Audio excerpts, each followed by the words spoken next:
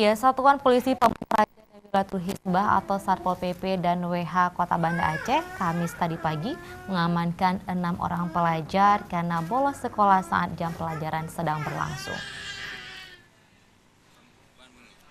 Keenam pelajar yang diamankan Satuan Polisi Pamung Praja dan Wilayatul Hisbah Kota Banda Aceh di salah satu warung kopi di seputaran Merduati tersebut masing-masing sebanyak 3 orang siswa sekolah menengah pertama dan 3 orang siswa sekolah menengah kejuruan Banda Aceh.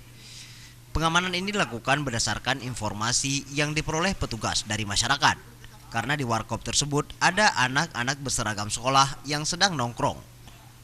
Dan keenam pelajar itu langsung diboyong ke kantor Satpol PP dan WH untuk dilakukan pembinaan serta menandatangani surat pernyataan untuk tidak lagi mengulangi perbuatannya. Kalau kamu berkeliaran memakai baju seragam sekolah, kecelakaan kamu, siapa tanggung jawab? Betul kamu. Dipukul kamu sama anak sekolah lain, siapa yang tanggung jawab? Siap.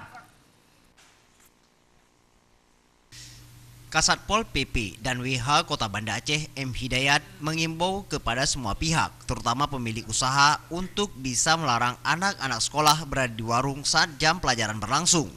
Ada penyedia mungkin warung kopi dalam hal ini, ketika anak usia sekolah apalagi dengan menggunakan seragam sekolah, ini sebaiknya melarang. Jadi jangan mereka menerima. Kita tahu mereka mencari rezeki, tetapi ketika jam sekolah anak-anak sudah masuk ke warung, itu saya pikir pemilik warung juga mempunyai kewajiban untuk melarang. Jadi jangan menerima karena hanya mengejar keuntungan. Jadi setelah mendapatkan pembinaan dan bimbingan, pihak Satpol PP dan WH akan memanggil para orang tua dan pihak sekolah tempat mereka belajar. Tim Liputan Aceh TV.